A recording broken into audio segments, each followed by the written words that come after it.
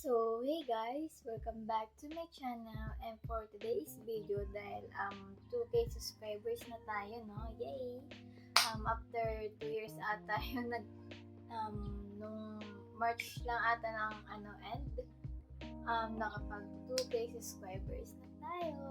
And thank you guys for watching my videos kahit small views lang, and kahit yung YouTube channel ko is small lang, but na-achieve natin ang 2K subscribers. So, thank you guys sa mga nag-support sa akin and hanggang ngayon. So, dahil 2K subscribers na tayo, feeling ko ito ata yung first Q&A ko na video dito sa vlog ko. About naman ito sa aking YouTube channel, sa question, and ito ang Q&A about sa aking YouTube channel, and search ko lang to guys. Yung mga mga popular na questions lang na tinatanong doon sa ibang YouTube creators or YouTube vloggers. So, start na tayo guys. So, tinanong ko muna siya guys, no? 10 itong question na to, and sinulat ko siya. So, ang number 1 is, why did you start your YouTube channel? So, hindi ko alam kung nagapag-vlog na ako tungkol bakit ako sa YouTube channel ko, but una talaga, nag-YouTube channel ako para mag-cover ng songs. Kasi, sabi niya na maganda ang boses ko, ganyan. Bakit di ko i-try na ipakita sa iba, but, hindi ko alam nung una na stricto pala si YouTube sa mga music copyright. And doon ako nag-start talaga na mag-upload ng mga cover songs ko, but private ko na ata yun, no? Ang hindi ko na alam private yung shorts ko, YouTube shorts na mga kinover ko.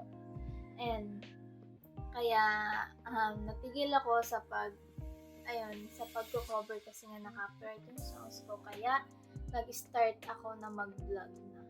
Hanggang ngayon, yun pa rin yung ginagawa ko, vlog, tutorial, or anything na hindi nakaka-copyright YouTube.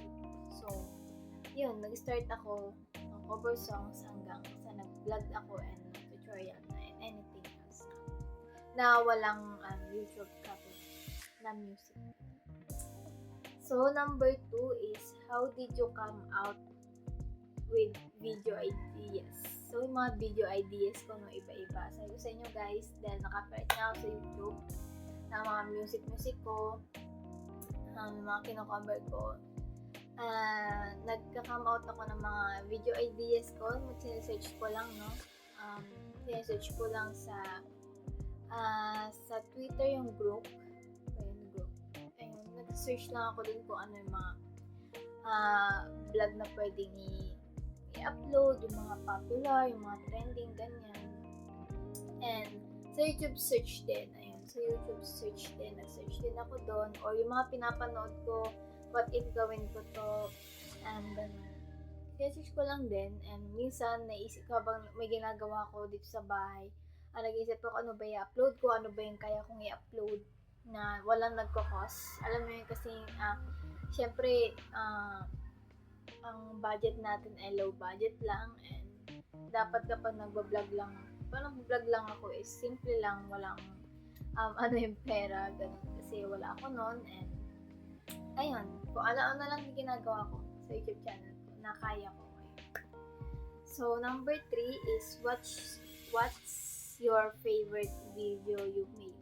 Yung favorite na video ko na ginawa, yung nag-tutorial ako ng digital TID. Talagang nag-bloom yung YouTube subscribers ko noon and yung YouTube channel ko dahil sa mga tutorial ko sa YouTube last year. Nakita ko kasi sa tutorial ko 1 year ago na. So, last year yun. Doon talaga nag-bloom yung ang daming questions and so on. So, yun yung mga favorite videos ko, no? Yung mga tutorial. So, number 4 is, how long does it take to make a video? So, parang ito lang. Minsan, pagkatapos ng edit ko na agad, ganun. Kapag walang istorbo, hindi ako abot ng 1 hour. Pero pag may nag-istorbo, aabot ako ng 1 hour. Depends na lang sa may ginagawa ako or may utos ako. So, number 5 is, do you read all the comments? Yes naman guys. Binabasa ko lahat ng mga comments niyo. But, hina-heart ko na lang siya. Yung parang nilalike ko na lang. Minsan, hindi na ako nakakapag-comment kasi marami kasi nagko-comment sa mga tutorial ko. No? And, syempre, ayoko naman mag-comment ng nakalimutan ko na kung ano yung gagawin dyan. Kasi, syempre, yung panahon na inaano ko yung tutorial ko is alam ko pa. No? But, nakalimutan ko na kaya hindi ko na siya, hindi ko na mga nare-reply yung mga nagtatanong kasi mamaya isisi sa akin na, ay, kinoment ni ganyan, kaya gagawin ko. So, hindi ako nagko-comment na hindi ko alam. So, hindi ko alam yung sagot. So, number 6 is, what camera do you use? So, ang camera ko lang guys, yung cellphone ko is itong Samsung A35. Maganda naman yung camera guys. Mas maganda pa to kaysa nung sa Realme ko. Yung Realme ko medyo malabo talaga yung camera nun. And kailangan ko talaga ng light para gumanda lang yung yung image ko sa video. But ito, kahit yung sun lang, ganyan, or bintana lang, okay. So, cellphone ko lang yung ginagamit. Yung Samsung A35. So, may tutorial ako ata. May na-upload ako na about sa phone. Gusto nyo lang naman guys panoorin. Number 7 is, how do you deal with the hate comments? Dinidelete ko guys yung mga comments kapag may nababasa akong haters, ganyan. Yung sinisisi sa akin na hindi daw gumagana yung mga tutorial ko or yung mga sinishare ko, but it depends talaga. It depends talaga kung gagana sa inyo or hindi.